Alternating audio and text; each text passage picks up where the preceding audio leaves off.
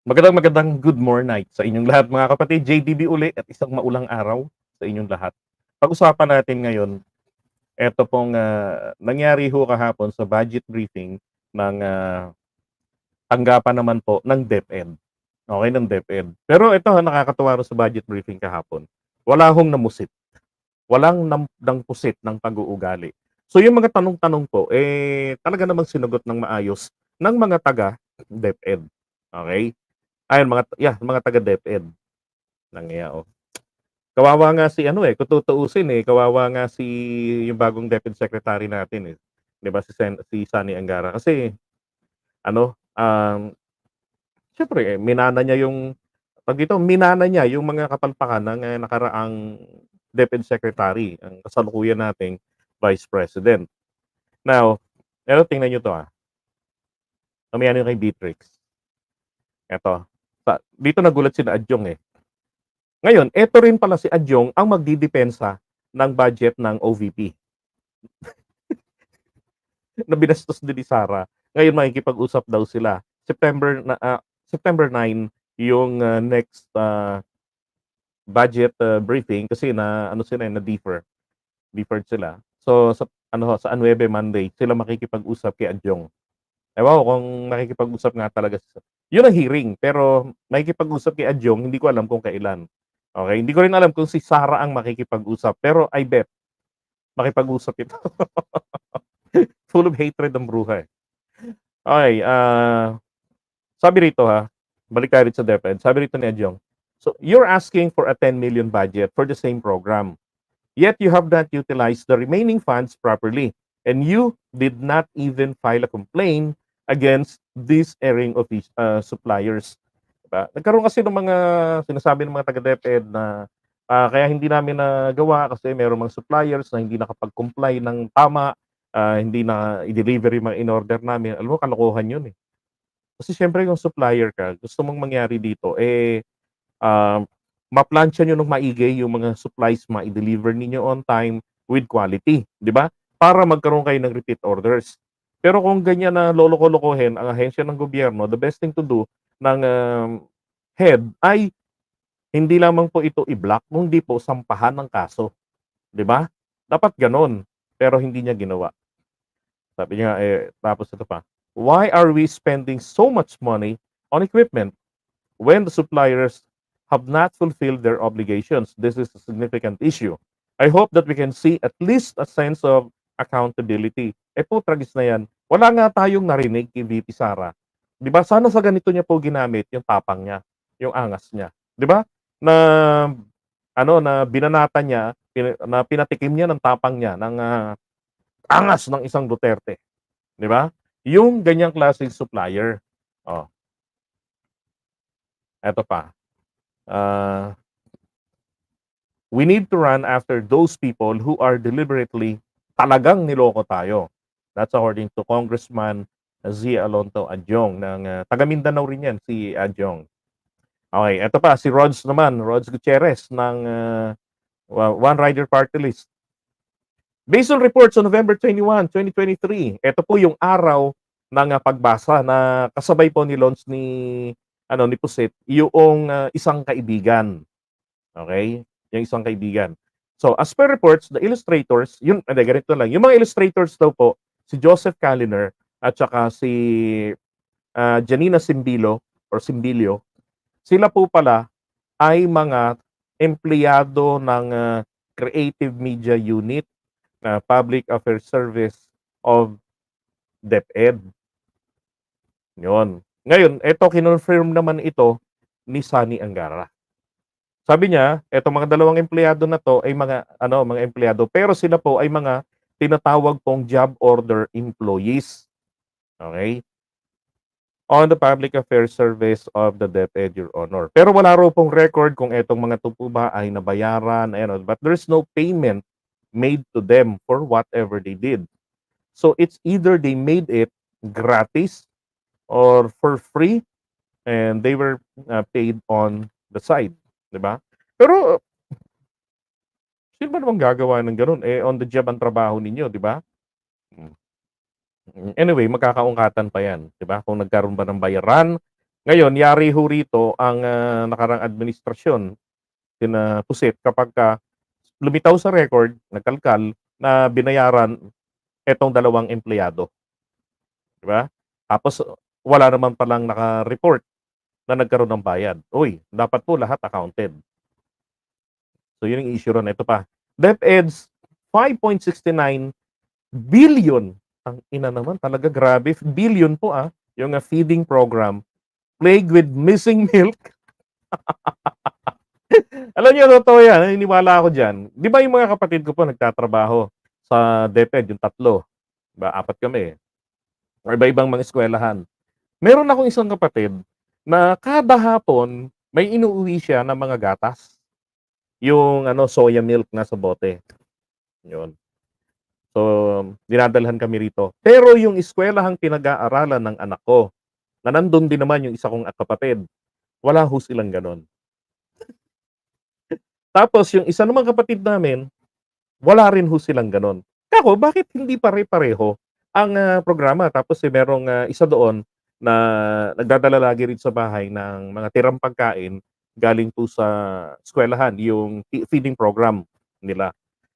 Yung isa halos araw-araw po meron, araw-araw talaga literal, Monday to Friday meron silang feeding. Pero yung isang eskuwelahan po, zero. Pero yung isang eskuwelahan naman po, ano lang, parang, 2 beses sa isang linggo. Bakit gano'n? Tapos, take note, isa lang sa kanilang tatlo ang may gatas. Ayan, eto pa, moldy Nutribans, yan, during Sarah's term as Education Secretary. Okey. Alam niyo ho, nung panahon po ni Apo Lakay, naalala ko yung, Nutriban na binibigay ng binibigay ng, DEX, ng Department of Education. Yung pong mga Nutriban na yun dati, ano yun, tawag dito, nakakain namin yung mga Nutriban na yan, wala naman pong amag. Ang ano lang naman doon, maraming mga bokbok, yung sabi nga, Korean bag, yun. Pero mabango hanggang ngayon, nariwa pa sa ilong ko, sa isip ko, ibig sabihin naka-embed na sa akin yung amoy, yung itsura, yung texture, yung quality, parang nararamdaman ko pa ngayon nga sa mga palad ko yung, napakalaking, Nutriban. Tapos, mas preferred ko na peanut butter lamang yung palaman, noon. Kahit na wala namang peanut butter, masarap pa rin yung panlasa. Dito ka sa bahay nung hirap na hirap kami nung bata ako, ano yan, milagro na magkaroon kami ng peanut butter. Pero nung panahon niya, nito ni Sarah, tragis na yan. Bago ang Nutriban, may ano, may amag. Bakit po inaamag? 'Di ba? Kasi ang sabi rito, state auditors have reported that DepEd 5.69 billion school-based feeding program for 2023 was plagued with issues including insect-infected or moldy Nutribans, unsanitary packaging, rotting food items. Tragis. Ano 'to, parang ano 'to, ginawa lang itong mga tinapay na 'to, parang yung DepEd nagtayo ng bakery o bake shop, tapos, mga empleyado lang dun nila, yung mga naglalagay sa supot, gano'n? Ay naku. Sino nakatikim? Ano ba mas masarap, Nutriban ni Amy Marcos o Nutriban ni Sarah? Tanong ko lang yun, Eto pa, parang mas malinis naman yung kay Amy ano, base sa ano, sa report na 'to. Eto pa, and food boxes with questionable manufacturing and expiry dates. Iyon! Kaya po nagkakaamag. Kasi ho, yung mga tinapay, 2 days before, nagtrabaho ko dati sa mall, sa Baker's Kingdom, sa Rustans, yung tapat ng, diyan sa Malate, yung tapat ng Central Bank, sa likuran ng Central Bank. So, 2 days before, the expiration date, tinatanggal na po namin sa gondola yung mga tinapay. So, hindi kaya itong mga 'to, 2 days before, pinapalitan lamang po yung mga petsa, 'di ba? Tapos palilitawin na bagong delivery, hindi ho kaya gano'n? So, corruption na naman ito, oo. 'Di ba? Kasi bakit magkakaroon ng moldy, ng mga questionable expiry dates? Kasi dapat hindi papasok yung mga ano, yung mga malapit ng mag-expire, 'di ba, sa bodega ng DepEd at ng mga eskuwelahan. Oh, 'di eto pa, ang tanong, talaga bang nagdi-distribute kayo ng tinapay o nagre-recycle kayo ng tinapay? Para sa report, may tinapay kayong na-deliver pero wala, 'di ba? So, magkano na naman 'yun? Hindi ko sinasabi si Sara kumana ng pera ha. Ang sinasabi ko rito yung irregularidad. Kasi gano'n po talaga yung kalakaran sa ganyan. Ito pa, these issues occurred during the incumbency of Vice President Sara Duterte as Deputy Secretary. Ito ngayon, si Franz. Sabi ni Franz, in fairness naman kay Secretary Angara, teacher pa lang ako, talagang malalim na ang pinagsamahan ng ACT teachers at ni Secretary Angara. Very accommodating ang mga bills sa salary ng mga teachers ay talagang sinusuportahan niya. Ngayon, secretary na siya. Mukhang mas maganda ito kaysa noong nakaraan. Kaya lang, sabi ni Castro, Mr. Chair, nakakalungkot po, medyo iniwanan siya. Anong medyo? Talagang iniwanan siya ng maraming problema ni Pusit. Diba? Lalong-lalo na yung matatag curriculum. Alam niyo naman po ang issue ko sa matatag curriculum. Diba? Issue ko diyan sa matatag curriculum na yan po ay awkward. Ginagawa po nilang bobo na naman ang mga Pilipino. Bakit? Ang mga walang silbi pag-graduate. Ba't ko naman nasabing walang silbi pag-graduate? Kasi babalik lang tayo ron sa dating panahon na nakagis na natin na 10 years. Pagdating ng 16 years old, graduating ng high school. So, hindi pa po hireable kasi 18 years old. So, 2 years pang kailangan. So, dapat mag-college. Paano kung walang pangkolehiyo? Yun po yung tinugunan nitong K-12. Di ba? Kaya hindi ho nagbabago ang aking paninindigan sa K-12. And I don't fucking care kahit na sabihin natin na ayaw namin kasi sa dilawan yan. Ayaw namin. I don't care. Ang tinitignan ko po rito at dapat natin tignan is the program. Tama no yung politika. Pagtapos ng halalan, stop natin ang politika. 'Di ba? Bantayan lang natin 'tong mga taong ito, 'tong mga nanalong politicians at yung mga talunan, yung mga hindi mapakali at gusto mag-agaw ng pwesto. 'Di ba? Pero titignan po natin ano po ang benefits sa atin. What's in it for us? Dapat ganoon.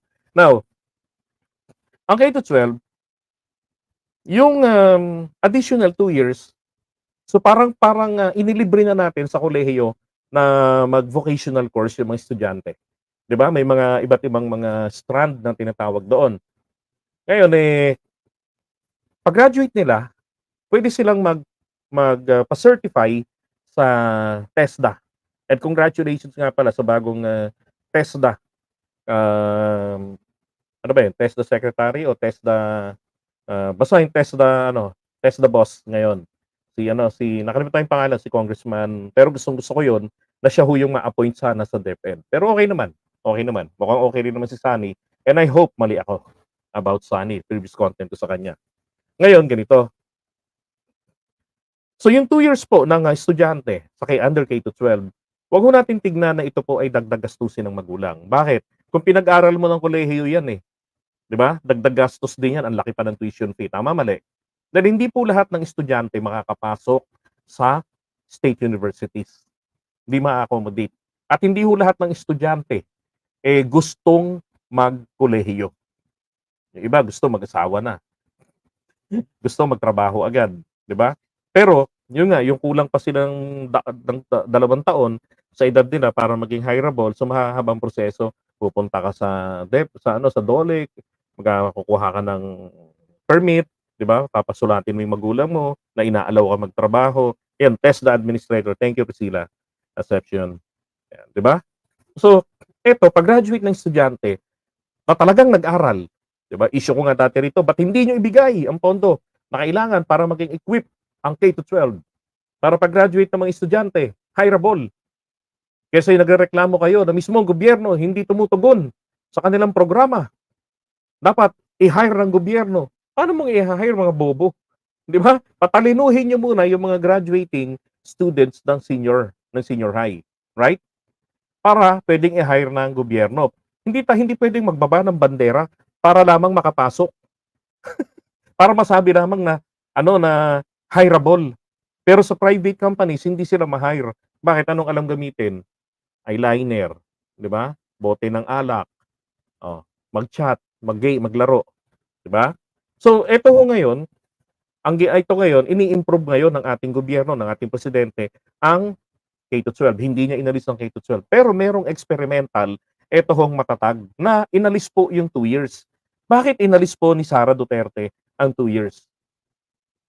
Kasi nga po, hindi niya po inunawang maigi ano ba ang ganda, ang pakinabang ng K-12. Ang tinignan po ni Sarah dito ay yung public opinion na additional burden lang yan sa mga magulang. Alam niyo kung ikaw ang leader na nilagay doon, your job is to make the people understand the program. Tama? Hindi yung ikaw ang leader na buntot. Ay, di, ayaw ng iba yung singaw ng puwet ko eh, iba yung binubuga ng tumbong ko eh. Ganon. Sige, sundan na lang natin. Eh di hindi ka ulo, buntot ka. 'Di ba? Ang baho ng sinasabi nila. Oh. Eh ang trabaho mo ipaliwanag yung magandang programa, tapos i-improve mo yung programa kung may mali. 'Di ba? But do not kill the program. Dahil yung mga nag-isip niyan mas matalino pa sa'yo, ang tagal nilang pinagdebatihan 'yan, 'di ba? Gano'n ho talaga pagka bobo, eh. O hindi ko sinasabing bobo si Sarah, pero yun ho kasi nakikita natin sa kanya. Okay? So yun po yung issue natin diyan sa matatag curriculum niya. Pag-graduate ng estudyante is burden ng magulang, paano kaya magkokolehiyo yung anak ko? Ano 'to, magtatrabaho na lang sa bakery? Ano 'to, maglalabandera na lang, magbukid na lang, 'di ba? Sasabihin naman ng magulang kung sana ang gobyerno may ginawang paraan para makapag-aral ang anak ko ng kolehiyo. Eh, yun na nga po yung K-12, eh, yung, grade 11 and 12, 'di ba? Tuturuan sila para magtrabaho. Magkano lang naman ang baon noon, 'di ba? Kaysa sa magbayad ka ng tuition fee, eh, yung K-12 libre. Oh, next, eto pa. Sabi ni Kimbo, ni Stella, siguro wag na nating i-congratulate si Secretary Sani mismo. Kundi congratulate natin ang buong bansa dahil nagkaroon tayo ng bagong pag-asa dito sa pagharap sa ating napakalaking education crisis. Nakakalungkot na pagdating sa COA report, yun ang isa sa pinakamalaking finding ng COA report in 2023. Low utilization. Napakalaking budget pero konti po ang ginastos. Bakit? 'Di ba? Anong meron? 'Di ba? So ano 'to? Gusto niya ng malaking budget tapos, pagdating na sa performance wala na. So ano ba talagang hangad niyo? Pera-pera, gano'n, 'di ba? Ito pa ha, ang efficiency pagdating sa spending ng confidential funds ay 143%. Congratulations po. Pero pagdating naman po sa regular funds, napakabagal po. May delayed, partial at non-implementation of various programs. What the fuck? Anong gagawin nyo rito? Bakit mayroong non-implementation of various programs? When we say various, marami yan.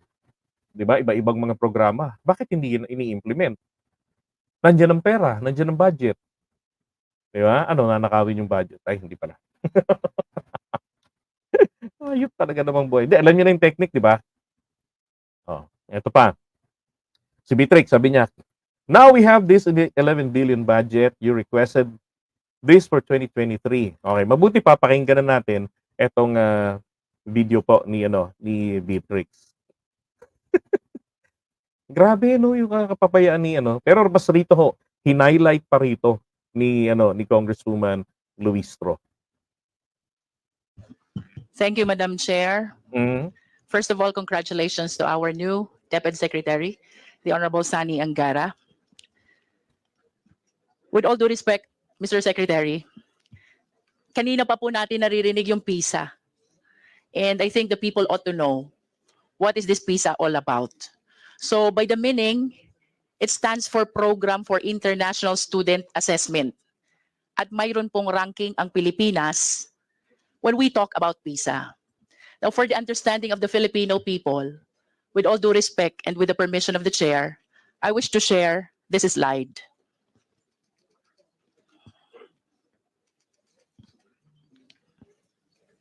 Secretariat, please facilitate. If I may read, Madam Chair, in 2018, there were 79 participating countries. Ang Pilipinas po, we ranked 79th in reading, 78 in science, and 78 in mathematics. Suffice it to say that Philippines is at the bottom. Tayo po ay putot kung tawagin. And then in 2023, there were 81 participating countries. Ang Pilipinas po it ranked 76th in reading, 79th in science, and 76th in mathematics. And I conclude that there is no significant change. There is no argument that we are already in the computer age. This is a transition that we are all mandated to face. As a matter of fact, this reality was bolstered during the time of pandemic. All services were done by way of online system. And Mr. Secretary, dito rin po nauso yung online class. The term online class. But how can we do it in public schools? And because of the lack of the necessary facility, nauso naman po yung modular. That is the intervention that we did in place of the computer system. Recognizing this reality, Mr. Secretary, nag-launch po ang DepEd ng Department Computerization Program. And along with this, nagkaroon po tayo ng information, communication, technology packages. At ito po'y dito ko nakita sa Audit Observation Memo for 2022-2023. However, before I proceed to that, Mr. Secretary, gusto ko po sanang tanungin government official from the previous administration of DepEd, the time of the previous secretary. In 2023 po ba, ano po ba ang ratio natin ng teacher to computer set at ng estudyante to computer set? Madam Chair? Sino ang in charge ng computers? Admin? Maybe our director for, because the previous undersecretary for admin has resigned, Your Honor. But we have with us the director for IT, that's Director Pitagan. Maybe we could ask that he be recognized to explain and answer the question. With your permission, Madam Chair. Director Pitagan, you're recognized. Blessed morning to all. Ma'am, for the student ratio, currently we are one computer for, If I may interrupt, we are Yes, ma'am. asking for the year 2023, sir, so we can relate it with the result of the AOM for 2023. ma'am, yun. For the 2023 fund, ma'am, the computer ratio is 1:9, meaning one computer, 9 students po. That is 1:9. One One stu- computer for 9 students. How about the ratio for the teachers? Ma'am, for the teachers, getting the Grabe the yung grand ratio, total, no? dito po yung region is one computer is for 30 teachers. What? One computer for 30 teachers. 30 Grabe, one computer for 30 teachers. Eh, sa estudyante nga, ilan? From the grand total, dito po yung region is one computer is for 30 teachers. One computer for 30.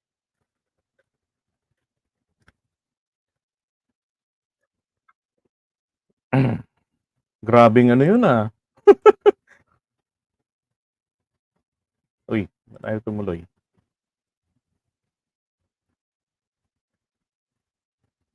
Teka, balik natin. Grabe, no? Isang computer for one teacher? What the heck? Ano, isang computer for 30 teachers? Ano yun, hiraman? Yes. From the Ayan, grand total, dito po yung region is one computer is for 30 teachers. One computer for 30 teachers. 30.57. That is almost saying impossible 30 to 50. to facilitate an e-learning system having one computer for 30 teachers. And I believe, Madam Chair, that this validates the reason why the DepEd in 2023 requested and lobbied for an allocation amounting to 11 billion, 361 million. In other words, sinuportahan po tayo ng Senado at ng Kongreso in addressing this need, in addressing this gap. However, if I may request the Secretary to flash the next slide.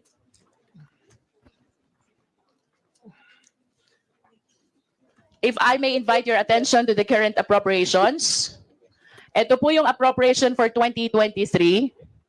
The amount is 11 billion 361 million. However, ang naging utilization po niya is only 19.22%.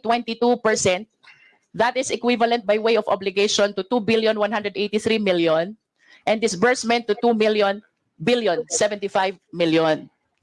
So, bakit po sa tindi ng pangangailangan natin for ICT packages, Madam Chair, out of 11 billion allocation, bakit po 2 billion 75 million lang ang naging disbursement? Can we hear from DepEd? Please answer the question. May we direct Director Pitagan to Okay. answer, please. Thank you very much, sir. Ma'am, for the 2023, when the new administration came in, the priority was the continuing 2022. That's why for 2022 funds, we have the 92% obligation. Now, yung 2023, ma'am, tumawid ngayon siya na 2024. So right Madam now, Chair, if I may interrupt, Opo. parang ang hirap pong i-appreciate nung naging explanation nyo na ang priority nyo is continuing, which is the budget from 2022. Why therefore did you request for 11 billion for 'Di ba? Meron pa silang dating ito yung magandang terminology. What we're doing now is a continuing blah blah blah of the previous program from the past year. Ang sarap naman pakinggan yun, 'di ba? O tragis yun pala. Ano pala yun eh, isang maskara lang pala. Pinagandang sugar-coated kumbaga na terminology nila. Pero nagpapakita pala ito ng malaking kapabayaan, malaking kaigotan sa performance ng trabaho nila. Grabe. Sipin mo, ba't ka naman ipa-priority ninyo yung paggamit ng pondo nung nakaraang administrasyon, nung nakaraang panahon? Eh dapat yung pondo po nung nakaraang panahon na yan, dapat po dyan naubos yan. At kung may natira yan, bumalik yan sa National Treasury. Di ba? Bakit ganon? So, ang nangyayari po rito, may order sila ng mga items. Ang pagbabayarin po nila, sabihin nila, DBM, bayaran ninyo ito gamit yung pondo namin noong 2022. Ganon ang style nila. 'Di ba? Yung previous yung 2023 ngayon 2024. Ganon ang gagawin niyo, doon sa nakaraang kukunin. Pero yung kasalukuyan ngayon, hindi nila ginagalaw. 'Di ba? Tapos ang bagal pa ng trabaho. No. So yung current budget intact. Tapos biglang maglalaho 'yan. Kumbaga nililito lamang nila yung gobyerno, ang COA, sa mga reporting nila sa liquidation. Ganun ang trabahong ginagawa ng mga to. 2023? Kung sasabihin nyo ngayon, ang priority nyo is 2022, kaya hindi nyo nagamit yung 2023. Alam po ninyo, Mr. Resource Speaker, doon po sa amin sa Batangas, hindi po magkamayaw ang humihingi ng tulong na estudyante, teacher, and even PTA officers. Lahat ang problema nila, computer, laptop. Now we have this 11 billion budget. You requested this for 2023. Bakit po ang disbursement nyo 2 billion lang? Yun, ma'am. Right. To answer the question po, in May 2024, nabili na po natin yung 2023 budget. Ang pending po natin, 95% na yung ating obligation. Kaya lang po hindi po nagre-reflect is because we are asking for the modification of the expense class from capital outlay to MOOE. Madam Chair? Yun po bang May 2024 na sinasabi nyo, does this pertain to the 2 billion disbursement? Hindi, ma'am. This pertains to the 8 billion more na hindi pa na gagamit. So nasaan po yung 8 billion? Ma'am, yun, nagamit na po natin to. Where are the computer sets now? The computers now are being delivered to the schools. Yung pong hinahanap nyo na 20. Who can validate that information that they are being delivered to schools? Because as far as I know, napakatindi po ng pangangailangan for computers ng ating mga public schools. If I may continue, Madam Chair, he made mention about the continuing appropriation. So let me invite your attention to color blue of the slide. Ayan po yung continuing appropriation. We have 9 billion budget. Tama po si Mr. Resource Speaker. May nagamit na 8 billion. But what surprises me a lot, punta po tayo sa baba. Both the current and the continuing has an accomplishment of 0%. Does our resource speaker validate this report? This is as of December 31, 2023. Yes, ma'am. And if I may add, Madam Chair, pagdating po natin dito sa accomplishment report, I hope the people of Batangas are listening to me. para hindi na nila kulitin kung nasan itong mga computer. We're talking about 2,349 LC, Mm. 2,648 smart TVs, 12,022 laptops, 7,558 laptops. That is for current appropriation. And for continuing appropriation, Madam Chair, ang hindi po nadi-deliver, 6,770 packages. And the breakdown is 4,067 LC, 337 smart TVs, and 2,366 laptops, with 3,161 laptops for non-teaching personnel. This is as of December 31, 2023. Nasaan po itong mga equipments na ito? Madam Chair, Your Honor, yung pong binabagit nyo na 4,067 laptops, na-deliver na po natin ang 91.47%. Yung pong sinabanggit nyo na 337 packages ng smart TVs, na-deliver na po natin ang 91.6%.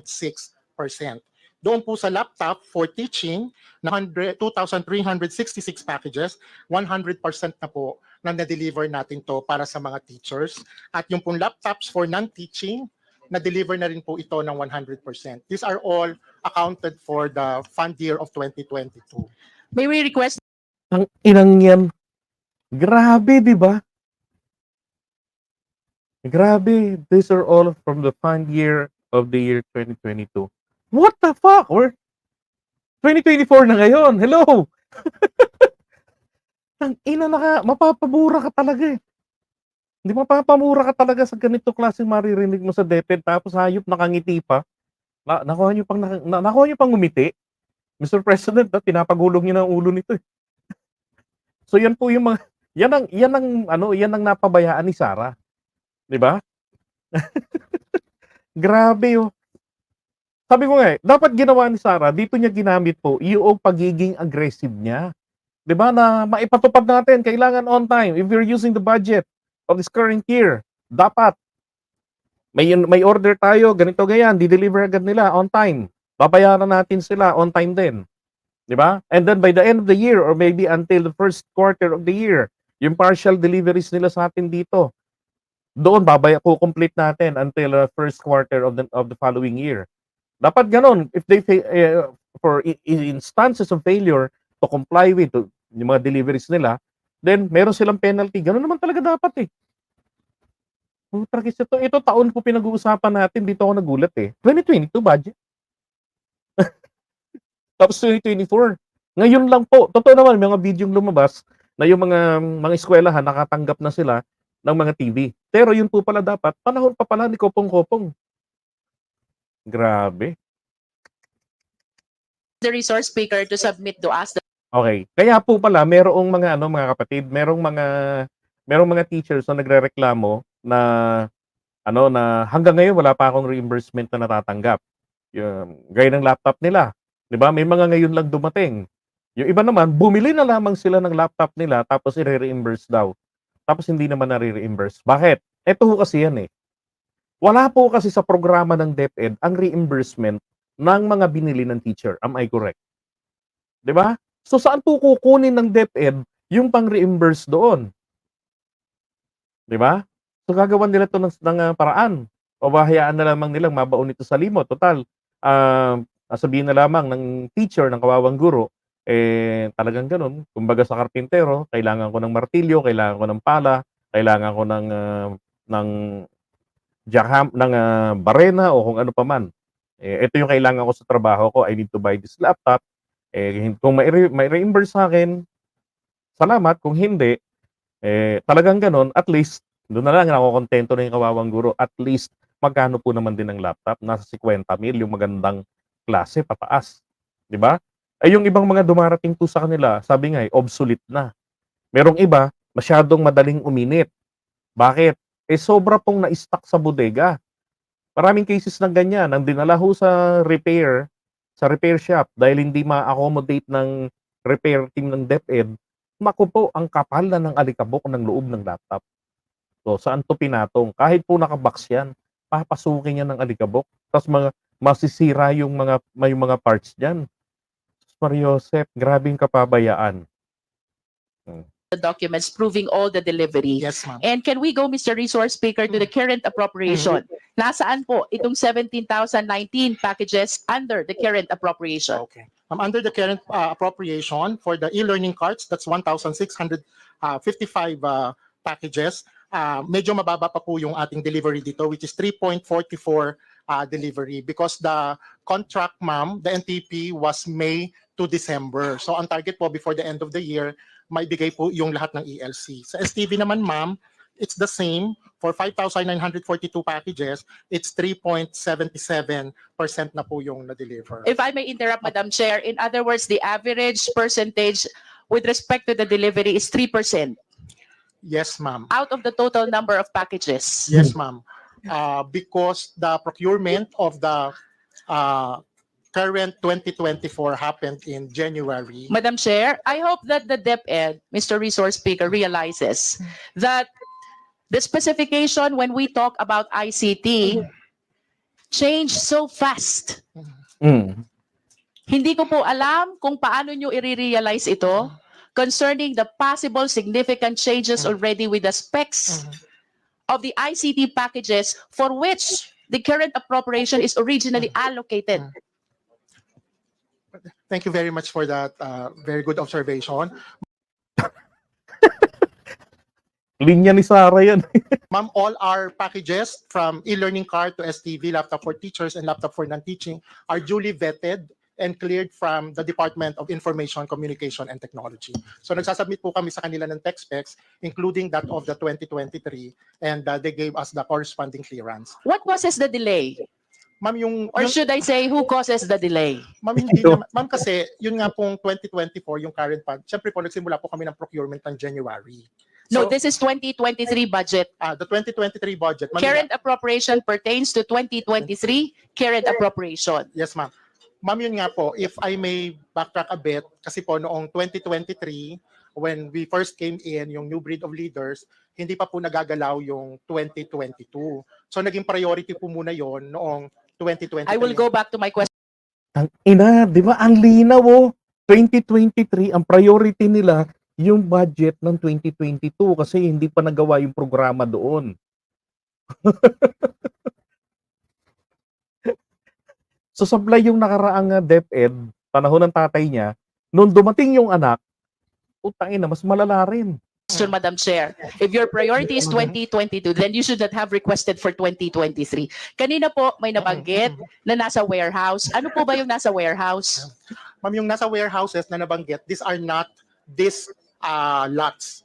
Ito pong DepEd computerization program na ito po yung recalibrated DCP. Yung pong nasa warehouse, those are those purchased during 2020, 2021. What the fuck? 2020, 2021? Shit. Obsolete na nga ako. Ano ho yan eh? Kapag kaganyan na ho, gapang mode na yan. Sus Mariosep, dahil yung, alam nyo, ganito ho yan. Pag binuksan yan, no? Kung yan ay meron ng built-in, already installed na operating system. Pag binuksan po yan, nako ho, abuti ng 2 oras ang update niyan. Bakit? Siyempre, pagka po ka sa internet, gagana ngayon, makikita ng system na isang katerba na pala yung system update na hindi na-install dito. Kasi nga, 2020 pa. Diba? So, papasok lahat yun ngayon. Ngayon, dahil po sa mga updates na yan, eto na. Gapang mode na yung mga equipments. Yung teacher, hindi sanay gumamit. At kaya nagmamadali, kailangan niya. Hindi niya nagagamitin ito. Itatabi niya na yan hanggang tuluyan ng masira. I-report na lang nila na hindi magamit. Pero ang tanong, what happened to the budget, to the,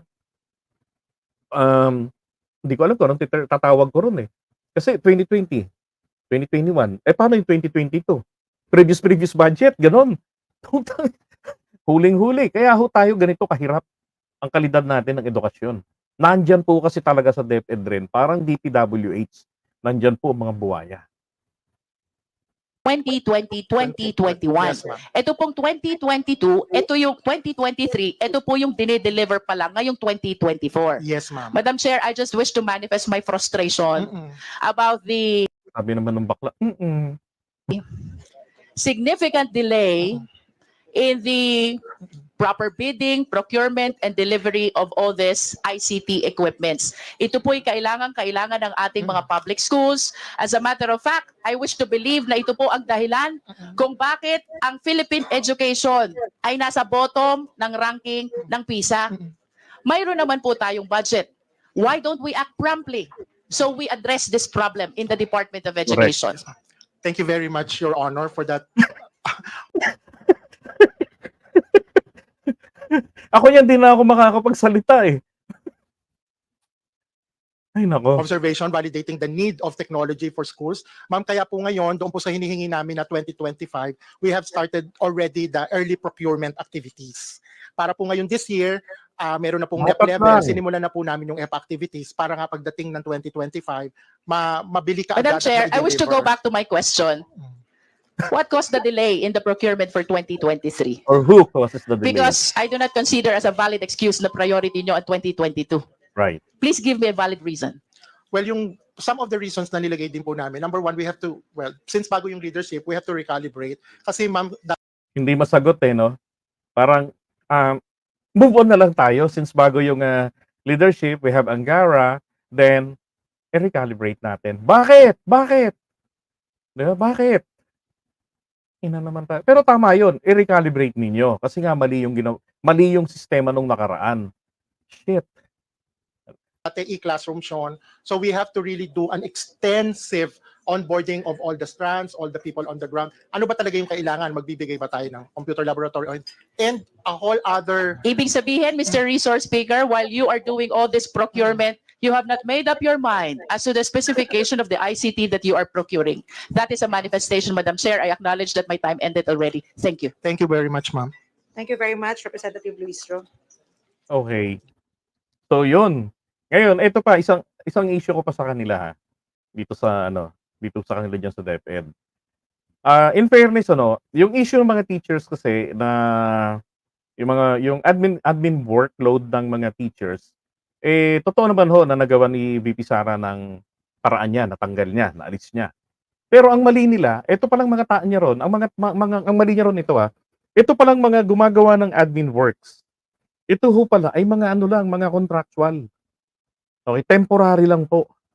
So dapat ang ginawa ho rito ni kasi may kaibigan akong teachers Tapos yung mga kapatid ko nasa DepEd rin. So ang sinasabi ng mga teachers ganito, dapat ang ginawa po ni VP Sara, gumamit siya ng methodology. 'Di ba? Pinag-aralan niya ilan yung gaano karami yung kalaki yung problema ng overload works ng the teachers. So ilan yung tao na kailangan natin para sila na yung gagawa nito. 'Di ba? Para yung mga teachers makapag-focus sila sa kanilang pag-aaral ng magiging topic, mga ituturo nila sa mga estudyante. 'Di ba? Para talaga purely gagawin na lamang nila ay yung pagtuturo. Nang sa ganun, makapag-isip sila ng mas maganda na estratehiya para mas ma-improve yung kalidad ng kanilang pagtuturo. 'Di ba? Wala na yung sakit ng ulo na sobra-sobra, magpupuyat. Kaya pagpasok kinabukasan yung teacher, either tulog, kaya lutang, tanga. Totoo naman yung ganun, di ba? Oh. Now, dapat, ang ginawa ni Sara, inaral niya gaano karami kailangan natin tao. Okay? Ito, ganito karami. So, i-hire natin. Ito yung paaprubahan sa DBM, sa Department of Budget and Management, na ganito karami mga taong kailangan namin para gumawa ng workload ng mga teachers. So, i-hire sila, hindi po bilang mga contractual, yung mga temporary. I-hire na ninyo sila ng permanente o regular na. 'Di ba? Tapos pero mahigpit sa performance kapag kasablay sa kanilang KPI, hindi nila na-meet yung kanilang performance indicator, then pwede silang i-terminate regardless na regular employees na sila. Ang kagandahan naman kasi nito, habang ginagawa yung mga admin works, tapos meron na nakakapag-develop sila ng system, ng methodology, kung papaano nila magagawa ng mabilisan yung mga admin works na dating ginagawa ng mga teachers na ngayon ay pinasa na sa kanila. 'Di ba? Since sila ay bahagi na ng DepEd. Yun na sana yung maganda ron Ang problema, kumbaga, sablay pa rin. Hindi pulido yung trabaho ni Sara. Bakit po ganon? Hindi na naman niya po kasi pinag-aralan yan. Hindi naman niya pinag-aralan yan. Ang ihaw. Oh, eto si Prof. Puro job order lang Sir JDB ang mga nasa admin. Correct. 'Di ba? Sus Mariosep, bakit naman po? Kasi lutang. Saan ba na-focus ito si Sarah? 'Di ba? Kakahirit ng ano, ng confidential funds, kakaisip papaano kumuha ng confidential fund sa DepEd para magamit sa mga pag-red tag, 'di ba? Mga gano'n, flexibility of program or flexibility of budget para mai-align daw ano raw nila implement yung mga programa. Kagaguhan. Yung buhay ito. Kung gusto niyong gawin yung trabaho niyo ng maayos, magagawa niyo 'yun eh, 'di ba? Ang tanong eh kung kaya nga ba talaga yung trabaho. Eto ho ang sasagot sa tanong ko, wag na kayo. Kung kaya ba niya talaga yung trabaho. Ang sinasabi ng DepEd. So ano po yung gusto nyong legislation para mapataas natin yung reading comprehension ng mga bata at saka yung mathematics and science abilities? Primarily, na-mention po natin doon sa ating presentation, if the Department of Education is given the budget that it is requesting, we will be able to open more programs to address the learning problems of our students. So, initially po, lumapit na kami sa Pangulo at sinabihan ko po ang Pangulo na if you give me 100 billion, I will solve all the problems of basic education. And that is what I want to reiterate as well to Congress and the House of Representatives. If you give us, the people here sitting in front of you, 100 billion, we will be able to solve the problem in 6 years. Thank you. I felt guilty kasi alam ko isa ako sa nag-cause ng stress because I do not come from the education sector. I do not have an education background, so I cannot review what they are doing. And I rely on their expertise and all the stakeholders who did the review. Grabe, di ba? Final note, Ito malala eh. Vice President, could you just give us your thoughts on the State of the Nation address? Yes. So initially, the State of the Nation of President Marcos, I think everyone or many of those who do not understand economic numbers were overwhelmed with Salitang numbers ekonomista. in the first part of the speech. That was, I think, the reason why it took a long time for people to start clapping because the economic part was in the beginning, and many people really do not understand economic numbers. But another observation of mine was immediately after the speech of the president. While I was going home, I was talking to one of our writers in my office, and I told him that I really liked how the speech was written because I do not write that way, and I truly appreciated the form that the speech was composed. And as a cabinet secretary and one who is the other half of the unit team, I would say that the State of the Nation of address of President Marcos was on point and perfect. Walang isang kandidato dyan na hindi nagsisinungaling, kaya hindi dapat nagiging issue ang honesty ngayon. Lahat sila sinungaling. Lahat ng tao sa mundong ito sinungaling. Thank you. Diba? Tindi, no? Ay, nako. So, dyan lang nagpapakita na, di ba? Pati yung sinabi niya nga na pag dito, na umaasa lang siya sa expertise ng iba, ganun-ganun. Pero alam niyo, kahit tama naman po yung ganun eh. Kung hindi mo kabisado yung field at nandun na yung mandato, tiwala na yan sa'yo ng taong bayan, ng presidente. Di ba? At saka pangalan mo na rin, karangalan mo na rin yung nakataya doon. Di ba? Kailangan i-update mo yung sarili mo, kailangan ibagay mo. At pag hindi mo kayang ibagay yung sarili mo, ikaw yung obsolete doon, lumayas ka. Dapat ganun po dapat. Di ba? Sa alang-alang na lamang doon sa mga kabataan sa bagong henerasyon na dinidevelop ang kanilang mga kaalaman ng ahensyang iyong pinamumunuan. Anak ng putya. It's so easy to say, Mr. President, I can't do the job. Balik na lang ako ng OBP. But at least doon, tambayers lang kami. Walang masyadong dapat gawin kasi wala kaming mandate. Ipagdasal ka lang na either matudas ka pag di na tayo magkabati o kaya naman mag-stay ka dyan as long as maganda yung aking rating at ako yung susunod na presidente. Di ba? Very easy lang sana eh. Ay, nako. Iwan muna natin to. Ay, nako, anak ng shirmet.